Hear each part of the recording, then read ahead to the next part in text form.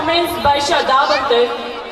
हिर्दमंदों से क्या पूछूं कि मेरी इब्तदा क्या है, मैं इस फिक्र में रहता हूँ कि मेरी इंतहा क्या है। खुद ही को कर बुलंद इतना कि हर तकदीर से पहले खुदा बंदे से खुद पूछे बता तेरी रजा क्या है। इसके बाद मैं मुल्तमिस हूँ सरदार तारक महमूद से कि वो स्टेज पर आएँ और अपने ख्यालात का इजहार करें। आपकी भरपूर तालीम में तारक महमूद साहब। काबिल एहतराम सरदार अल्ताफ साहब, मेरे भाई यहाँ तशरीफ रखते हैं मुनीर साहब, अरशाद साहब और दीगर मेहमानों ने गिरामी और ख़ुसूसन तलबा और तालिबात। मैं तो थोड़ी देर पहले 5-7 मिनट हुए पंडाल में आया और अभी सुकून से बैठा भी न था कि स्टेज सेक्रेटरी ने मुझे स्टेज पे बुला लिया। मैं आप की समा खराशी ज़्यादा देर नहीं करना चाहता। मुझे एहसास है कि 3 बजने वाले हैं और बच्चे भी तंग हैं, सारे लोग तंग हैं क्योंकि टाइम बहुत ज़्यादा हो गया है। लेकिन ये एक इल्मी और अदबी महफिल है और ये सालाना फंक्शन है। मैं पिम्स के लोगों को, पिम्स के टीचर्स को, स्टूडेंट्स को मुबारकबाद देता हूँ कि इस दफ़ा जो मैट्रिक के 9th के बल्कि रिज़ल्ट आए उसमें ये अरशाद साहब मेरे सामने बैठे हैं, इनकी भी बेटी है और कोई और भी स्टूडेंट है जिसके मेरे ख्याल में 500 से ऊपर नंबर हैं। ये वैसे बातें तो आपको अजीब और गरीब लगती होंगी कि 505 नंबरात में से 503 या 2 नंबर लेना ये कितनी बड़ी बात है, ये बहुत बड़ी बात है। और पूरे आज़ाद कश्मीर में तकरीबन 50,000 लोगों ने 9th का इम्तहान दिया। उन लोगों में अगर दूसरी या तीसरी पोजीशन लेना या चौथी पोजीशन लेना ये कोई मामूली कारनामा नहीं है। इस पे आप सारे लोग उस बच्ची के लिए, वो अरीबा की बहन है, उसके लिए तालियां बजाएं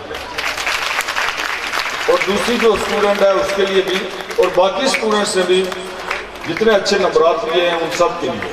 मैं वैसे अक्सर कहता रहता हूँ, हमेशा यहाँ पे आता रहता हूँ कि ये जो धरती है मुझे ये समझ नहीं आती कि ये दरिया के इस तरफ और उस तरफ ये जो पट्टी है और ख़ास तौर पे ये कबूता, धर, ये शेर, ये कोई इतनी जरखेज धरती है कि जब भी कोई कॉम्पिटिटिव एग्ज़ाम होता है, PSC का एग्ज़ाम हो, NTS का एग्ज़ाम हो, मेडिकल का एग्ज़ाम हो, जो भी एग्ज़ाम हो, इसमें से नुमाइंदगी हर सूरत में होती है।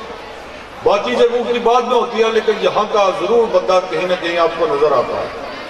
तो मैं सोचता हूँ कि अगर हम लोग और ख़ास तौर पे वालिदैन और बच्चे ये महसूस करें कि हमारी बहुत बड़ी जिम्मेदारियाँ हैं, हमने एक कौम बनानी है।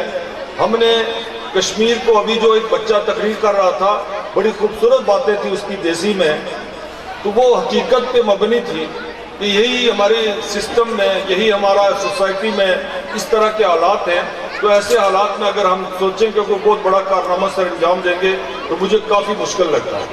तो हमें अपनी सोसाइटी को सीधा करना है और सीधा करने के लिए मैंने भी बड़े दुनिया के चक्कर लगाए हैं और मैंने यही फील किया सिर्फ एक ही रास्ता है, एक ही तरीका है कि हम अपनी नस्लों को बेहतर कर सकते हैं, हम इस मुल्क को बेहतर कर सकते हैं, हम अपनी सोसाइटी को बेहतर कर सकते हैं और वो सिर्फ और सिर्फ तालीम और इफेक्टिव तालीम।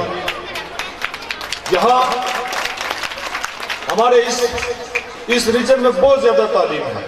तहसील हजीरा तालीम के अतबार से मुझे लगता है कि पूरे आज़ाद कश्मीर में बहुत आगे है, बल्कि सबसे आगे होगा इंशाअल्लाह। मैं ये सोचता हूँ कि तालीम तो है, क्या इसको इफेक्टिव बनाने के लिए, इसको माशरे में इसका इम्पैक्ट डालने के लिए हमने क्या करना है? तो हम सब ने मिलकर कोशिश करनी है, हम सब ने मिलकर हिम्मत करनी है, हम सब ने मिलकर इसको प्रमोट करना है, इसको आगे बढ़ाना है, थकना नहीं है, कदम आगे बढ़ाने हैं, झुकना नहीं है, आगे ही बढ़ना है और इंशाल्लाह एक न एक दिन ये ज़रूर इस पूरी कौम के ऊपर इसके असरात मुरतब होंगे, मुझे पूरा यकीन है। ये शकील अब्बासी साहब ये भी मेरे क्लास फेलो है, बल्कि मेरे रूममेट हैं, हम बहुत अरसा इकट्ठे रहे। मनीर साहब भी, तो मुझे अफसोस है कि वो आज चीफ गेस्ट थे, वो यहाँ आ नहीं सके किसी मसरूफियत की वजह से। अच्छा, आए हुए थे, वो जल्दी चले गए। एनी हो, तो मैं सब बच्चों को, पेरेंट्स को सलाम पेश करता हूँ और रिक्वेस्ट करता हूँ कि अपने बच्चों की तरबियत के लिए आप अपना किरदार अदा करते रहें, अपने बच्चों को मोटिवेट करते रहें, इनको तालीम की तरफ आगे बढ़ाते रहें और जो भी इनकी ज़रूरियात, जायज़ ज़रूरियात है, वो उनको पूरा करते रहें। आपकी कोशिशें, असातिज़ा की कोशिशें और हम लोगों की कोशिशें हुई तो इंशाल्लाह हम एक बहुत ज़बरदस्त सोसाइटी बनाने में कामयाब होंगे। मैं इसी पे बात ख़त्म करता हूँ। थैंक यू, अल्लाह हाफ़िज़।